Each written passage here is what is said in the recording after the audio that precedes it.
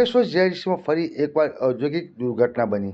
અંકલેશ્વર ઔદ્યોગિક વસાહતમાં આવેલી ડેટોસ ઇન્ડિયા કંપનીમાં પ્રચંડ ધડાકા સાથે બ્લાસ્ટ થતાં 4 કામદારોના મોત નીપજ્યા હતા, જ્યારે 4 અન્ય કામદારોને ઇજાગ્રસ્ત થતા. બ્લાસ્ટ એટલો પ્રચંડ હતો કે એક બોડી પ્લાન્ટની બહારથી ઉછીને કંપનીના કેમ્પસમાં પડી હતી. અંકલેશ્વરની ડેટોસ કંપનીમાં બ્લાસ્ટની ઘટના બન્યા બાદ એક કામદારનો મૃતદેહ કંપનીની બહારથી મળી આવ્યો હતો. બ્લાસ્ટમાં મૃતદેહ ફંગોળાની આશંકા હાલ સેવાઈ રહી છે. આ દુર્ઘટના બાદ કામદારો દ્વારા વિરોધ પ્રદર્શન કરવામાં આવી રહ્યું છે. કંપનીના ગેટની પર બેસી કામદારોએ હંગામો મચાવ્યો હતો.